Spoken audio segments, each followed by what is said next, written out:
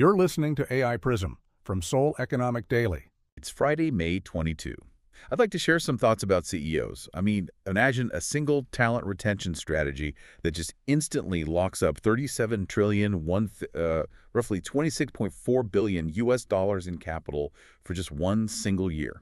Yeah, it's pretty staggering. But that is the reality for Samsung Electronics right now. Right. And today we're establishing the executive mission for you, mapping out 4 huge strategic decisions facing Korean multinational C-suites today.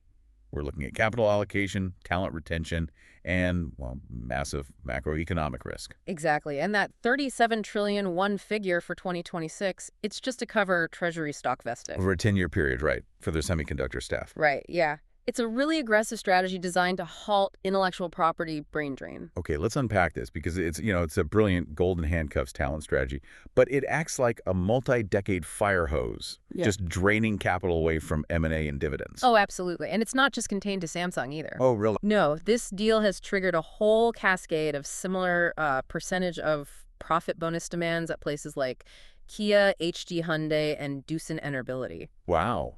Yeah, and the cost pressure doesn't even stop at the top tier. You have to factor in the 2025 yellow envelope law. Right, the reform allowing subcontractor unions to bargain collectively. Exactly. So how does that mechanically alter the cost structure for, these massive supply chains? Well, previously, a parent company could isolate labor costs, right, by dealing only with direct employees. Leaving subcontractors to manage their own margins. Right. But under the new law, those subcontractor unions can strike and negotiate directly with the principal contractor. It basically centralizes wage inflation. So it pushes all those rising bottom-tier costs straight onto the main conglomerate's balance sheet. Yes, exactly. So if you're bleeding capital to centralize labor demands, you kind of have to aggressively destroy overhead elsewhere. Is that why we're seeing this sudden pivot to autonomous AI agents? That is the exact catalyst, yeah. We're looking at AX, or AI transformation. Moving beyond just basic digital upgrades. Right, moving to where agents actually replace operational staff.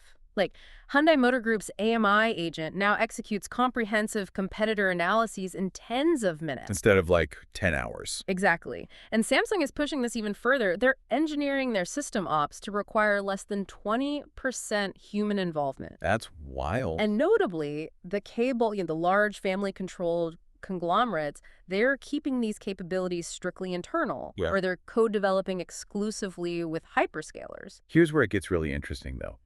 If a sales AI discriminatorily scores an employee, or, say, a security agent hallucinates and misses a cyber threat, who takes the legal fall? Yeah, that's the big question. Because you can't exactly fire an algorithm. Where's the accountability? And that is the critical governance dilemma. Boards are scrambling to restructure org charts to define human accountability for autonomous agents, but the legal frameworks are just lagging way behind the tech. So while operational overhead is shifted to AI, these same C-suites are locking themselves into massive, decade-long infrastructure bets. Yeah, they are. Like HD Hyundai Heavy Industries getting selected as the preferred equipment supplier for TerraPower's next-gen SMRs, small modular reactors. That partnership is a prime example of the new capital playbook.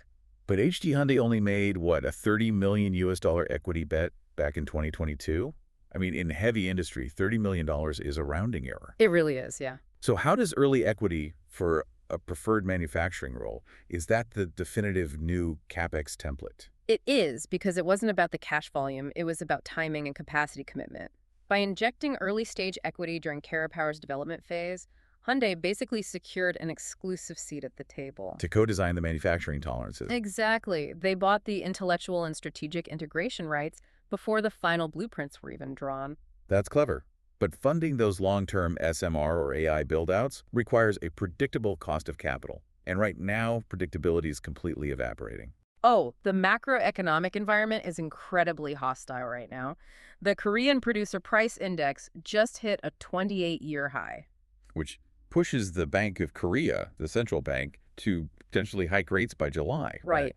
And simultaneously, the U.S. Federal Reserve majority is prepping for their own rate hikes. And that sets up a direct clash with incoming Fed Chair Kevin Warsh, because he favors a trimmed mean inflation methodology. Yes. Instead of just looking at the headline numbers, how does his approach mechanically alter the inflation narrative? So the trimmed mean method chops off the extreme outliers, the top and bottom percentage of price changes in the index basket. Right. So if a few sectors like housing or energy are spiking wildly, this method just ignores them. Oh, interesting. So mechanically, it results in a lower reported inflation rate? Exactly, giving Warsh the justification to push for looser monetary policy, which puts him completely at odds with the hawkish majority. So what does this all mean? I mean, for a CFO sitting in Seoul, you have to run simultaneous sensitivity analyses on BOK rates, Warsh's first June FOMC, and intense $1 volatility. Yeah, you can't rely on a single metric.